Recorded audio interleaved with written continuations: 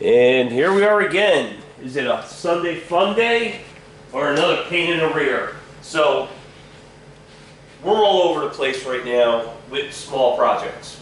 I put the fuel in the tank. I ran the pump, and boy does that pump. And I figured out my lines, my return and my feed. I started putting all my fittings on just to get an idea how I'm going to route everything and what path I'm going to take, including the vacuum that's going to go to the can. We're going to have some lines run back there. I just got to kind of figure out a way to have them look good, of course. And I kind of came up with that, so that's something that I'll be working on today. I'm waiting for a few fittings. I started figuring out the routing of the air conditioning lines. And again, I had to change some of the fittings from the original kit. Like, for instance, this number 10. This number 10 fitting. I had to go to a straight one. This 90 is not going to work. It's going to create too many problems, and it's not going to look very... This is not going to flow. It's just going to look horrible. So this is going to be corrected today. I'm not sure if I have the barrier type lines or what lines I have in the kit. I haven't looked. They're still in the package. So I also, even though I have one in my shop, I ordered an additional crimping kit, so this way I'm not taking it out of my shop and then I need it and then it's here and it becomes a big ordeal. So we've been bouncing, or I've been bouncing, all over the place. I got the wires run to the rear, to the trunk. I started figuring out what wire goes where. I got those installed. I'm waiting for a couple of simple parts for the fuel sending unit harness. I ordered a couple of small parts yesterday. Oh, the license plate, the light assembly with the little pigtail harness on it, the mounting bolts, you know, all the little odd and end stuff that as you start going through the car you see you need. And also some fittings. I'm going to do a little rearranging with the temperature sensors here. I'm going to come off my water pump to feed the heater core because there is a valve involved. And that valve does have to run off the pump. Now, that's the correct way to do it. So this is the valve that they give us with the kit. And you know, it specify, you know, heater core and water pump, so you get the flow right. So right now it's just a bunch of little here, little there, and you know, it just seems like you're not getting anything done, but you're getting a lot of little projects done. I mounted all the hoses. That's what I worked on last week. Was all these hoses for the power steering. You know, I hate all these hoses. Unfortunately, this is going to be the best route for them because this T is what really kills it. There's a bypass in here, so this way you don't overbuild pressure and it's constantly circulating because you have the hydro boost. So we got everything tightened up. I got everything pretty much where it's got to go. I just have a tie wrap right now. I got to add 2 brackets, which I did receive this week. And I'll do those today. And that part of it will be finished up. The brakes were bled a couple of weeks ago, as I said. The transmission kickdown, I have that all figured out for the most part. I got the switch and all that. There's still a minor issue with how do I tie into the harness, or do I just forget the harness and hide that part and just make my own little harness, because I think doing the direct approach on that is going to be a lot easier than trying to figure out this harness, because there's no information. Again, you know, a shame to American Auto Wire. You know, they just don't give you the information on a lot of these harnesses. Yeah, it's all plug and play, but you know, when you get to a point of where you unplugged this stuff 35, 40 years ago, and you're putting it together now, you know, the smartest person in the world is not going to remember where everything goes. Again, it's plug and play, so everything kind of reaches where it is, but this has been modified, as you see. And everything was self-explanatory, but the only part that I even said last week is, I know what the wire is for. I know where the wire goes to the tranny, but how does my inside, let me show you what I got here. I have to open this up. But how does the inside pedal switch connect to the harness that now technically is the engine harness? You know, how does it connect there? Even the wiring diagram's not saying it. Oh, everything's inside the car. But anyway, so the switch does two things. It kicks down your tranny, and it also sends power to the cowl induction. So the cowl induction is going to open under hard throttle, or, you know, just kind of rise midway, you know, during cruising, or close if it doesn't need it. And that's all determined by your pedal and how aggressive you are with it. So, are we going to have a cowl induction hood? I don't know yet. I'm going to lay a hood on here today just to see what do we need to do. I don't want to hack up my original hood. I don't want to hack up the cowl induction hood. I was just looking at this before I started this video. And there's spot wells that I can cut out to get the center out of it. That may give me enough room. And can I still use the cowl induction part of it? Yes, but will it work? It'll send air into the compartment, but it won't funnel air like it normally would do, you know, under normal conditions if it was connected properly. So, my solution is spend more money and buy a standard hood, a standard cowl hood without the induction, or a sacrificial hood that's not $1 million, maybe a $300-400 hood, and gut the bottom of it out. I don't want to do this one because this hood cost me a lot of money. I know I can't use it on this car right now, but who says I'm not going to have another project where I'm going to be able to use it? I am looking for another Chevelle, just kind of like a daily driver kind of thing. And even though it's a daily driver, of course I would do things to it. I don't even care if it's a Malibu, to be honest. You know, I have an SS, this is a true SS, you know, so that part of life is, you know, started in 1975 and still here, and it's a real SS. So the other thing, besides laying the hood down, figuring all that out, is I figured out, as I said, I figured out my lines, so we're going to start doing that. I started my fittings, my filters, and my housing for the pressure switch, which is part of the computer. So these will be joined here with a union, and the pressure switch goes in here, and this I should I have this on the wrong side, but again, I just put everything together so I know I have the fittings. So basically, all this will technically be right here, and it's going to feed right above the distributor, something I do not like, but it is what it is. I'm going to have to deal with it. I'm going to have to make sure that I don't have any leaks, and I'm going to come up with some type of maybe a little plastic tray that I attach there somehow, so, you know, if there is a leak, something comes loose, we're not blowing ourselves up and destroying the car. You know, some of the ideas that are done by the manufacturers of parts, you know, they're not the best ideas.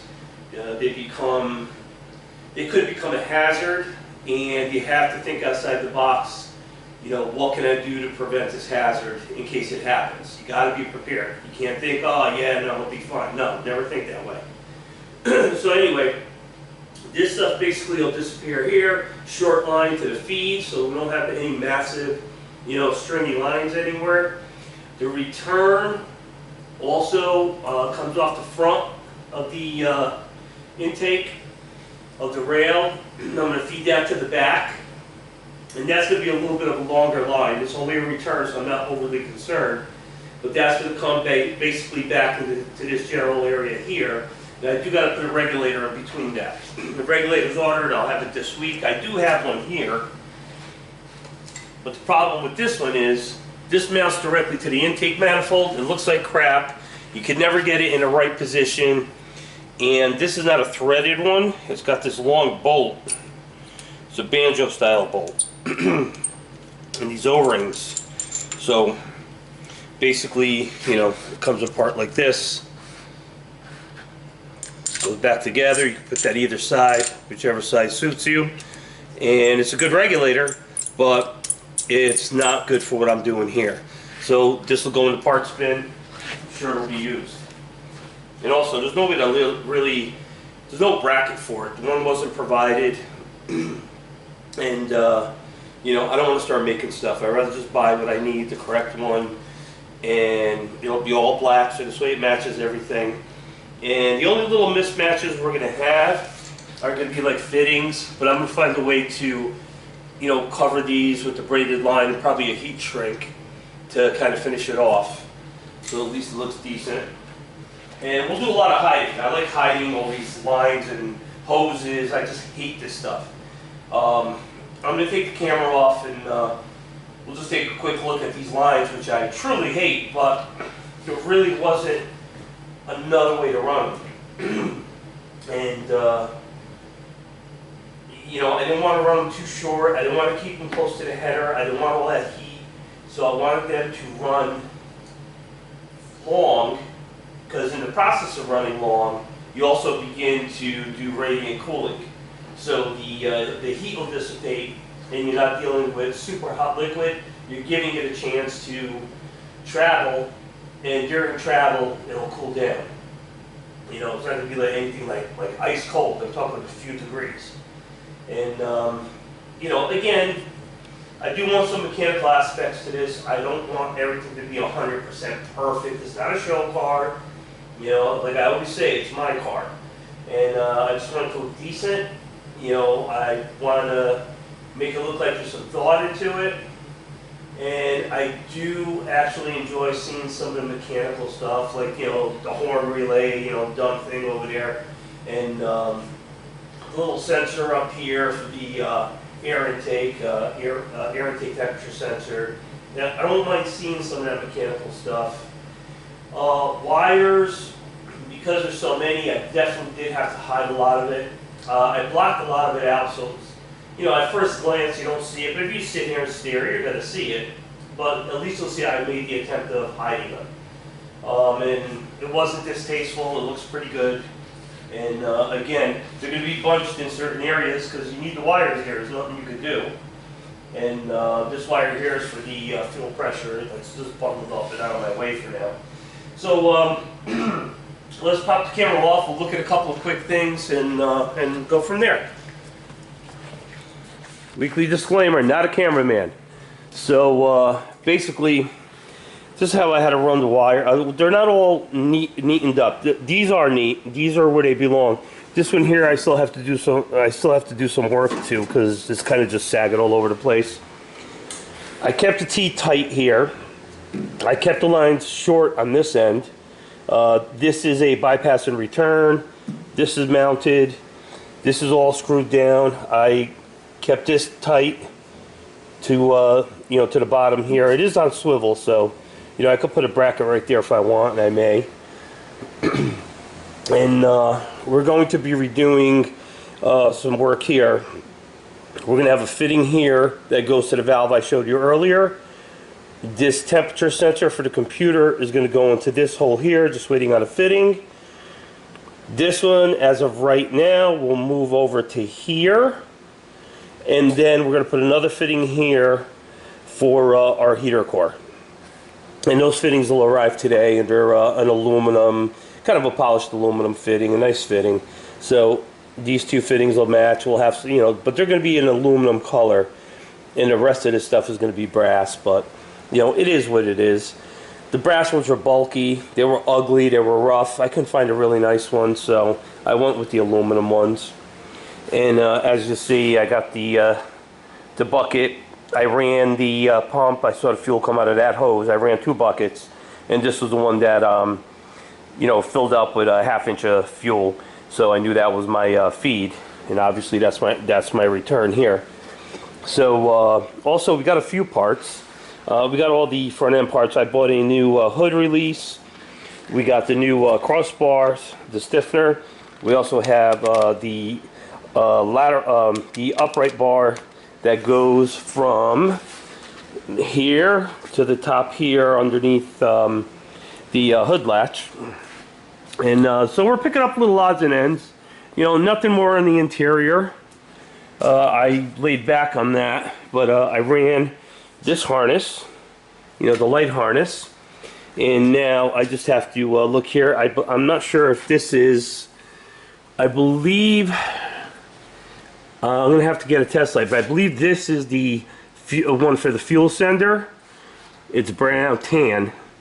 But see, you got another tan one here, but I believe this one is for the license plate light. So, and also I got to get a different cap. You know, the manufacturer of the tank said that was a cap, but as you can see, it's not. So, that's what I mean about getting advice from people. It just doesn't work. Got to figure it out on your own. So, here's the harnesses. These will all be neatened up. And that was about it. You know, the interior, nothing changed from last week. At least I don't think I did anything different.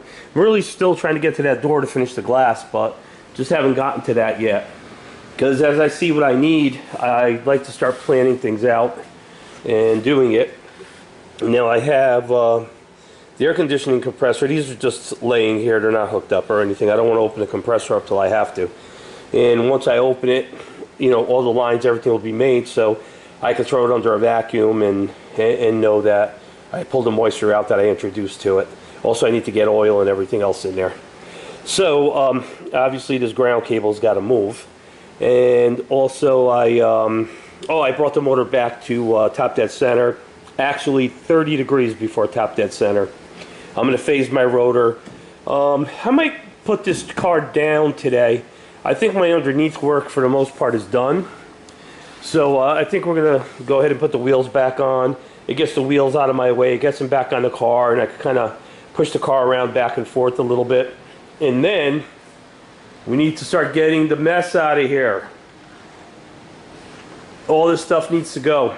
That whole corner there is mostly all the OEM parts, suspension parts, some additional parts that are for other projects that need to go into the storage bin for new parts.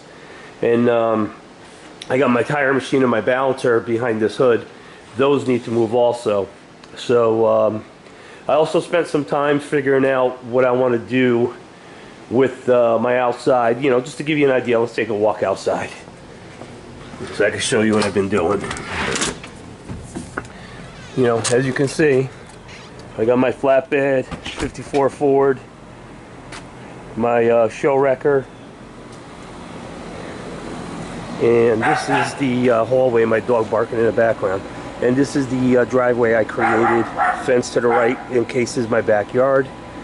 And you know, back here is where I want to put the, where that machine is sitting approximately is where I want to put the new shed, which is going to be more of a garage style shed. That's my mess back here. A little foggy, it's hazing up my lens. But all that stuff's got to be moved, got to be power washed, and I got to spend some time back here. And here's some more toys and mess, and nobody knows how to put anything away once they use it. And I just haven't had time to do anything here. Small shed in the back. Here's my parts shed for all the new parts. And, you know, and my dog giving me a headache in the background. And that's my machine that I did all the work at my house with. It was a good purchase, and it was very fairly priced when I bought it. Alright guys, I'm gonna go ahead and let's go back on the stand. I'll tell you, man, it's really humid out there today. I'm glad to be back in here at 68 degrees. It stays so cool in here, the air conditioning barely runs. Same with the heat. In the winter, it's so warm in here because I have radiant heat in the floor that it barely runs. It's so efficient. And, you know, just happy I made those moves when I was building this, and I thought about it a little bit. The only afterthought I had, it wasn't really an afterthought. There's more of a story to it, but I don't know if you can see it. Well, I'm going to tilt the camera so you can see it. Let's see if we can see it. There's that big beam up there. I have a an electric and a manual hoist that I use on that beam. And also it's increased the load of my roof, so when it snows, before you can almost see that it would move a little bit, and that I really had a big concern there. Those laminated beams, and I mean I spent serious money on laminated beams, and in my opinion, waste of money. That steel beam fixed my little tiny sag problem, which Probably through the years it would have become a problem, but now we don't have to worry about that. That thing is solid. And it stands on, I believe those are 8x8 pillars coming to the ground with a reinforced half-inch plate, so the weight is dissipated, because you got to remember, it was an afterthought. And again, not really an afterthought, but I always had planned on putting it in. Got to remember, I can't drill into the floor because of radiant heat, so we had to dissipate the weight somehow, and that thing works great. Especially when I have a box that's a little too heavy to climb on the ladder with to bring up top, because I have the little mezzanine up here where I store all kinds of stuff, and I need to go through a lot of that, because a lot of that is memorabilia, some is parts, some is stuff that's just time for it to either find a new location or just go. You know, eBay or whatever. Stuff that doesn't mean much to me or isn't of any value to anything I'm doing. You know, I'm not a pack rat. I don't like to get rid of things until projects are done. And even then, if the part has a value to it, will I ever use it again? I don't know, because things change in my head all the time. So I do store them and I do save them. But I need time to do a big revamping, because I need to make the room here. So I'm getting really antsy at this point to get the coffin car started. I don't need a lot of room. If I clear my surroundings, this Chevelle will be back on its feet, whatever, it can move over, and I don't need large accessibility at this point. I'll need a little accessibility when I do the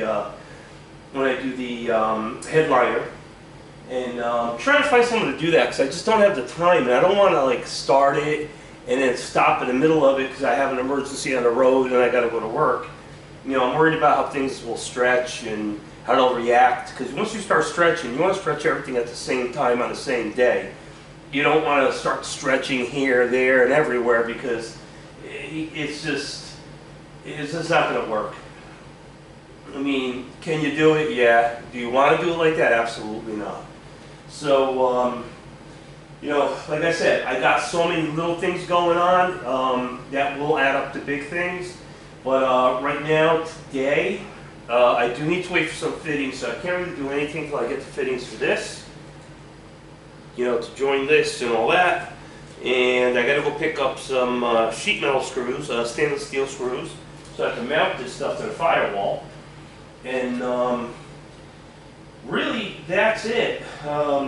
You know, if I could get it on its wheels today, which I'm gonna really think before I do still have to run a vent for the tank, so it does have to stay up right now.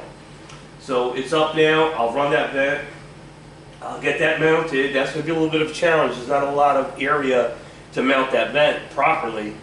And, you know, you got to take into consideration the suspension travel and so on and so forth. And, you know, you want to have it in a spot where there's room above and room around, because that's how a vent needs air to vent. You can't vent in a tight space. It can, but again, as it vents, it builds fumes. So you want it to vent to the atmosphere and dissipate as fast as possible. And it's also a rollover valve. God forbid we roll over, something happens, you know, it won't get worse than it needs to be. So that's about it, guys. Just a lot of little things. Again, find small amounts of parts, nickel and dime stuff that you realize you need to start finishing.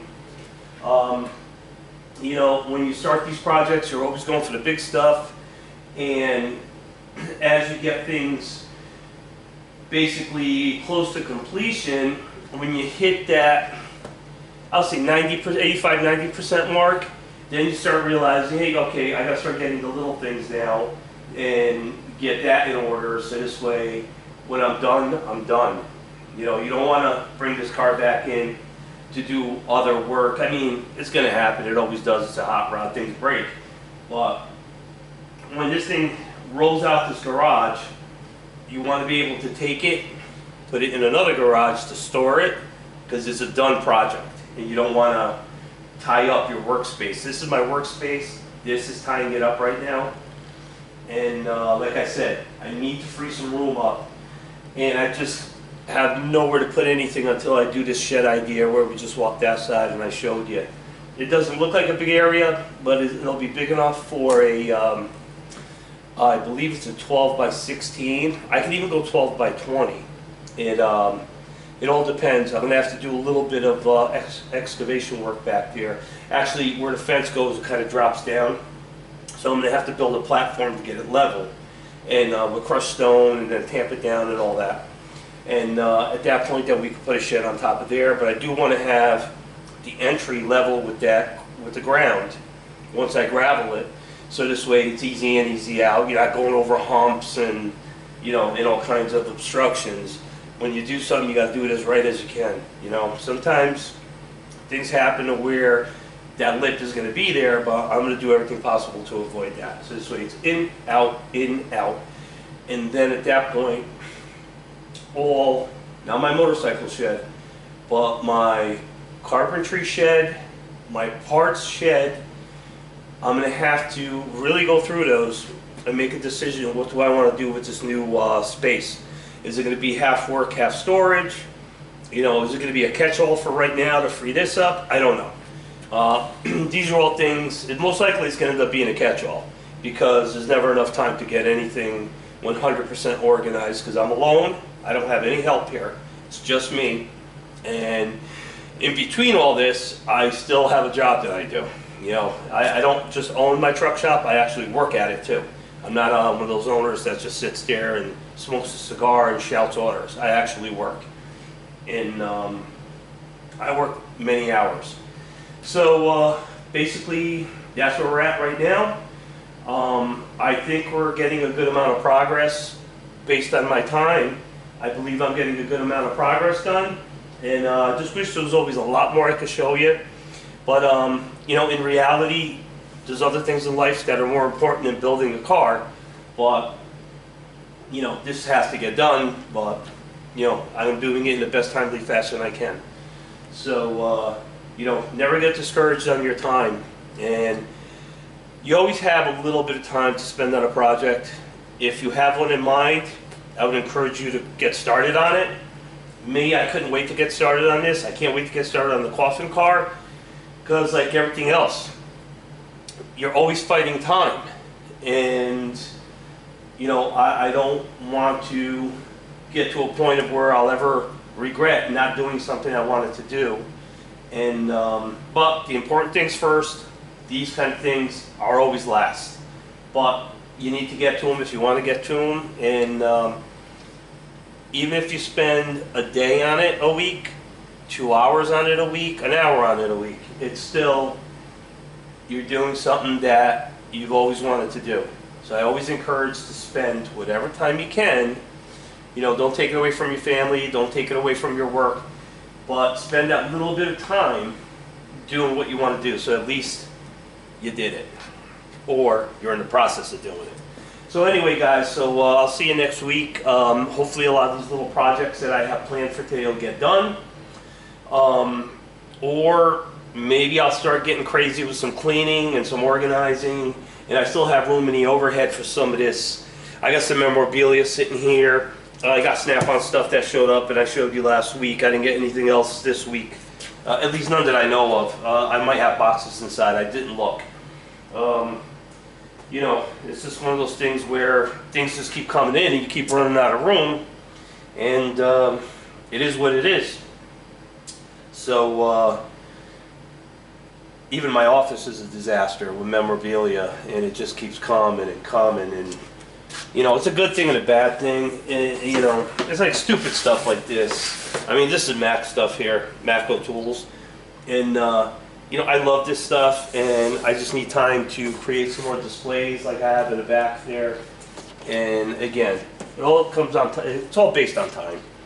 So you know, in my opinion, a lot got done based on my time, and it is what it is. So have a great rest of the week, or rest of the weekend, and be prepared for your work week, and be safe. And I'm cutting my head off in the viewer there. Be safe, and we'll see you next week.